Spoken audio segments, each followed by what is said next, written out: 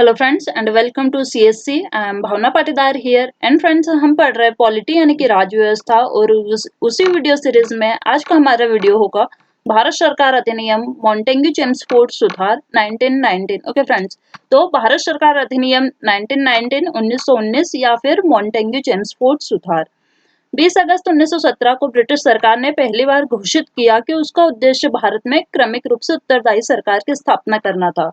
तो फ्रेंड्स, हम देख रहे हैं कि भारत में संवैधानिक विकास किस प्रकार होता है।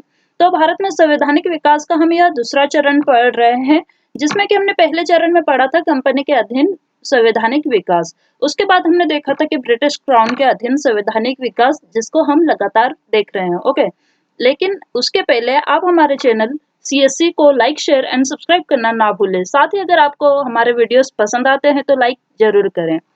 तो फ्रेंड्स, देखते हैं 20 अगस्त 1917 को ब्रिटिश सरकार ने पहली बार घोषित किया कि उसका उद्देश्य क्या था, भारत में क्रमिक रूप से उत्तरदायी सरकार की स्थापना करना था। ठीक है, इन्होंने यह लाइक पहली बार घोषणा की कि इनका उद्देश्य क्या है, भारत में एक उत्तरदायी सरकार की स्थापना करना। लेकिन यह ध्यान रखिएगा कि यह उत्तरदायी सरकार किसके प्रति, ब्रिटिश शासन के प्रति। अगेन, इसमें भारतीयों के लिए या भारत के लिए प्रॉफिट देने जैसी कोई बात नहीं है। इनको इनका काम देखना था, इनका शासन कैसे सरल हो जाए, इस टाइप के रूल्स रेगुलेशन ये लोग ला रहे थे। ठीक है, इसी उद्देश्य से 1919 में भारत शासन अधिनियम बनाया गया, जो 1921 से लागू हुआ। तो 1919 का भारत शासन अधिनियम लागू कब होता है, 1921 में।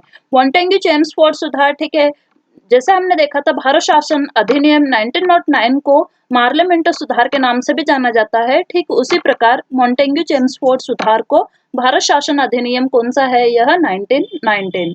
मॉन्टेग्यू क्या थे, भारत के राज्य सचिव थे। जैसे कि कल के वीडियो में मैंने आपसे पूछा था कि पार्लियामेंटों में से उनके पद क्या क्या है, एक तो वायसराय और एक राज्य सचिव। तो इन दो पोस्ट के आपको नाम बताने थे, आपने नीचे कमेंट भी किया है।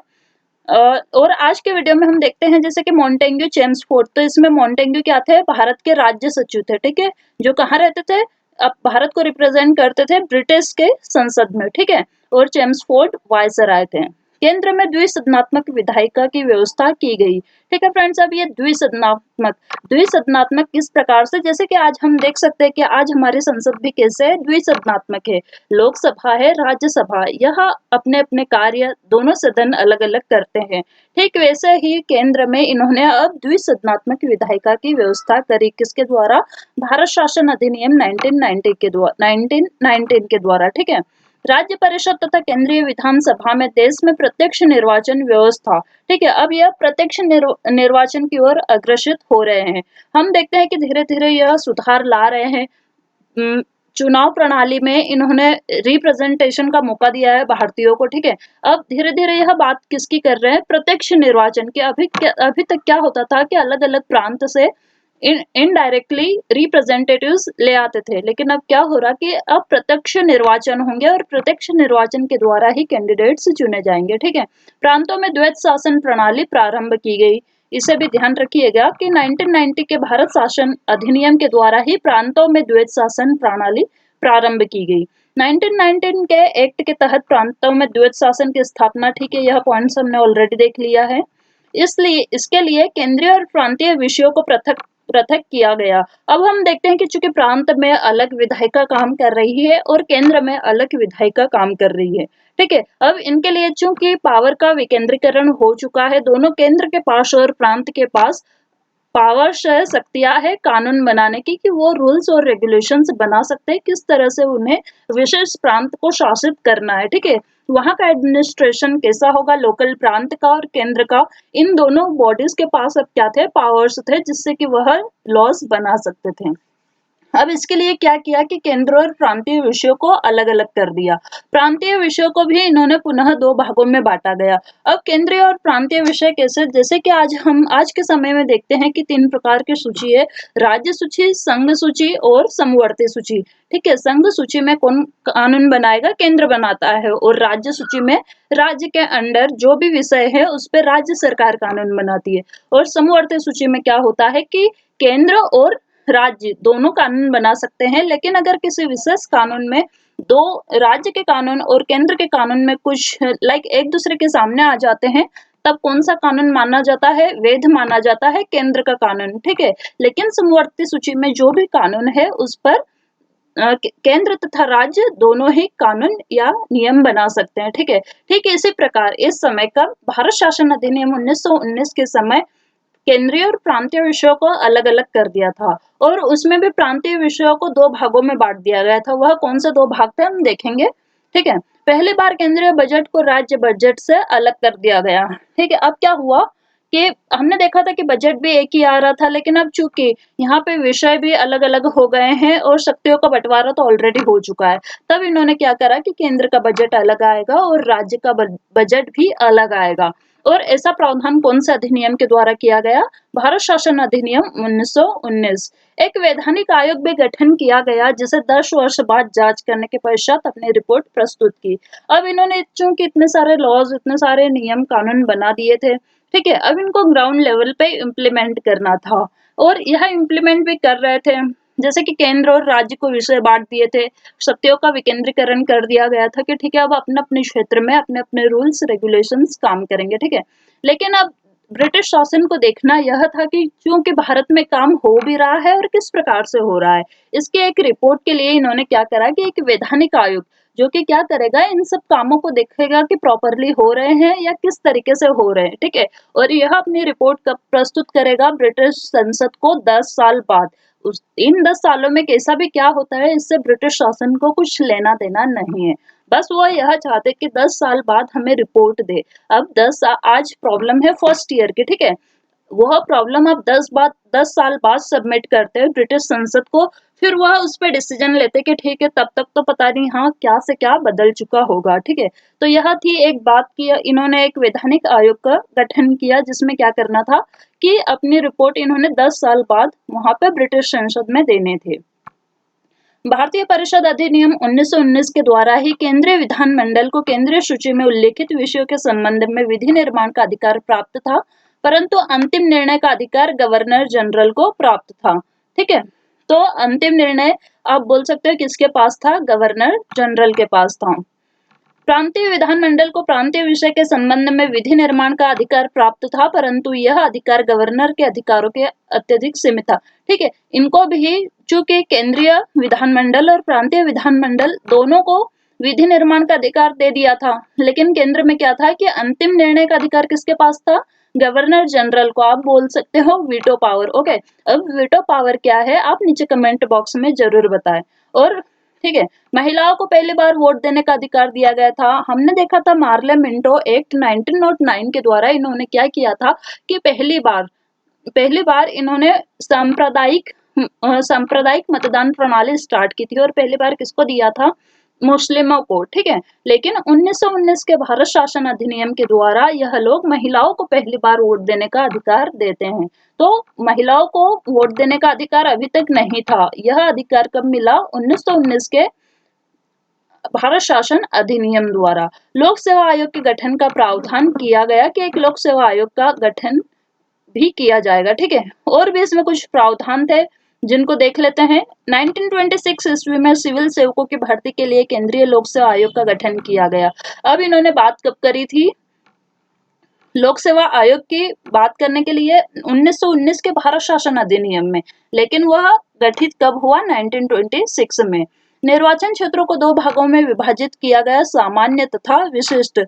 तो अब यह सारी बातें एक एक करके ला रहे हैं। सामान्य वर्ग में इन्होंने क्या कर दिया कि सामान्य वर्ग में हिंदू, मुस्लिम, ईसाई, आंग्ल भारतीय, सिख आदि, ठीक है।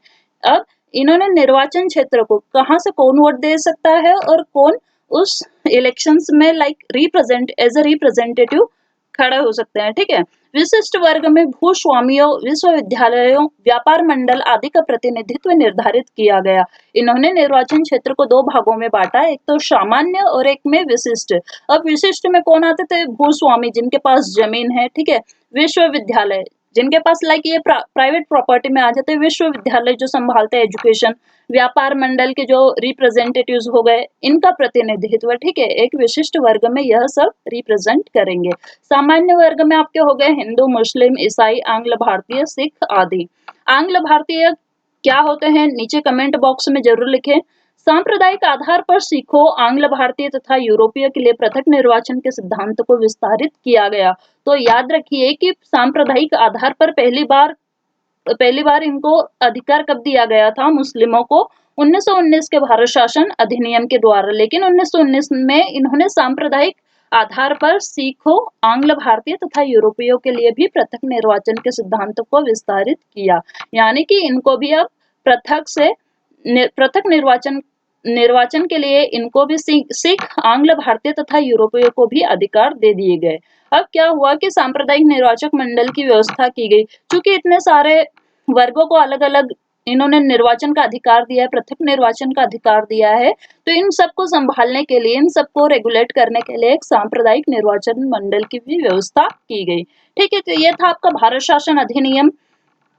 अब प्रांतीय विषयों का बंटवारा, हमने देखा था कि इन्होंने केंद्रीय तथा राज्य विषयों को बांट दिया गया था और प्रांतीय विषयों को इन्होंने अलग दो भागों में बांटा था। एक थे आरक्षित विषय, ठीक है, और आरक्षित विषय में क्या क्या क्या आता था, आइए देखते हैं।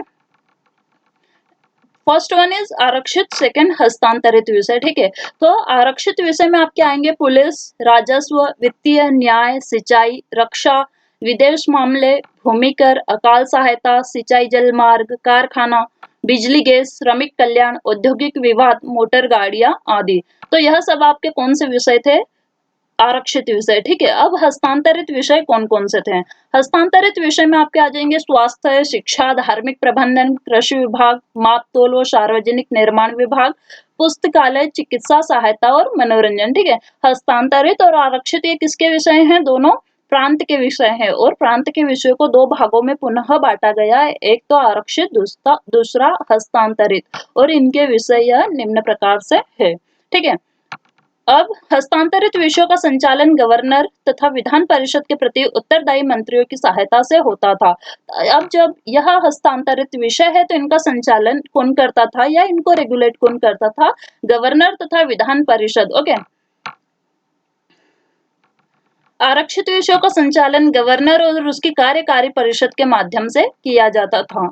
यह एक नोट है। ठीक है, अब इसके बाद आता है भारत शासन अधिनियम या भारत सरकार अधिनियम 1935, और यह बहुत ही इम्पोर्टेंट अधिनियम है क्योंकि इस अधिनियम से हमारे संविधान में या तो चीजें ज्यों के त्यों ली गई है या कुछ परिवर्तन के साथ ली गई है। तो आइए देख लेते हैं भारत शासन अधिनियम 1935 क्या है। ठीक है, वर्ष 1932 में लंदन में हुए 3 गोलमेज सम्मेलन में संवैधानिक सुधारों से संबंधित संस्तुतियों के फलस्वरूप इस अधिनियम का निर्माण किया गया था। तो फ्रेंड्स, उम्मीद करती हूँ कि आपको हमारा वीडियो पसंद आया होगा, और वीडियो अगर पसंद आ रहा हो हमारी यह वीडियो सीरीज, तो प्लीज लाइक और कमेंट करके जरूर बताएं। साथ ही ऐसे और वीडियोस के लिए हमारे चैनल यानी कि CSC को लाइक, शेयर और सब्सक्राइब करना ना भूलें। तो 1935 के भारत सरकार अधिनियम का निर्माण कैसे होता है? यह इसका नतीजा होता है तीन गोलमेज सम्मेलन, और यह गोलमेज सम्मेलन कहाँ होता है? लंदन में होता है। कब? 1930 से 32 के बीच में। ठीक है, अब 1935 के भारत सरकार अधिनियम की क्या क्या विशेषताएं हैं हम एक एक करके देखेंगे। भारत में सर्वप्रथम संघीय शासन प्रणाली की नींव रखी गई। तो भारत सरकार अधिनियम के सबसे पहले क्या किया गया? Thank you very much friends and keep visiting CSC।